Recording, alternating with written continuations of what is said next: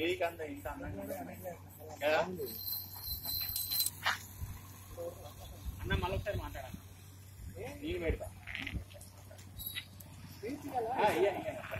ఇది గురించి మాట్లాడు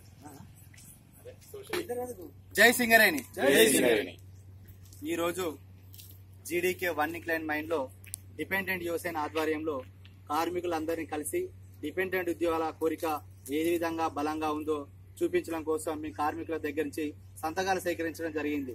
ముఖ్యమంత్రి గారు ఏ విధంగా అయితే దసరా కానుక అనౌన్స్ చేసిన ఉద్యోగాలను ఇప్పటి వరకు ఇచ్చే పరిస్థితి లేకపోవడం వల్ల డిపెండెంట్లు అందరూ బయటకు ఎక్కిండ్రు, రోడ్ల మీదకి ఎక్కిండ్రు, పోరాటాలు చేస్తున్నారు.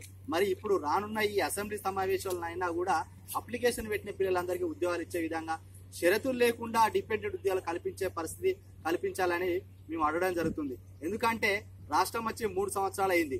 3 సంవత్సరాల నుంచి వాళ్ళు అప్పుడే నిర్ణయం తీసుకుని ఉద్యోగాలు ఇచ్చేది ఉంటే ఈ రిటైర్మెంట్ అయ్యే కార్మికులకు కూడా అందరికీ అవకాశం కల్పించిన వాళ్ళ అయ్యేటోళ్ళు, అందరి పిల్లలు ఉద్యోగం చేసుకునే వాళ్ళ అయ్యేటోళ్ళు. కానీ రాష్ట్రం వచ్చి 3 సంవత్సరాలు అయిపోయింది. ముఖ్యమంత్రి గారు అనౌన్స్ చేసి ఇంకొక 3 నెలలు అయితే సంవత్సరం. రాష్ట్రం వచ్చి 3 సంవత్సరాలు, ముఖ్యమంత్రి అనౌన్స్ చేసి 3 సంవత్సరాలు అయినా కూడా డిపెండెంట్లకు మాత్రం ఉద్యోగాలు కల్పించలేదు. ఇప్పుడు కార్మికులు చాలా ఆందోళన చెందుతారు. రోజు రోజుకు కార్మికులు రిటైర్మెంట్ అయిపోతున్నారు. వాళ్ళ వయసు మీద పడుతుంది, ఆరోగ్యం సరిగా లేదు. కొడుకుల యొక్క వయసు కూడా ఎక్కువ అవుతుంది. అందరూ అనుకుంటారు ఇక ఉద్యోగాలు అత్తయో రావు అని చెప్పి ఆశ కొట్టేసుకుంటాం అనుకుంటున్నారు. కానీ ఇది బలమైన కోరిక.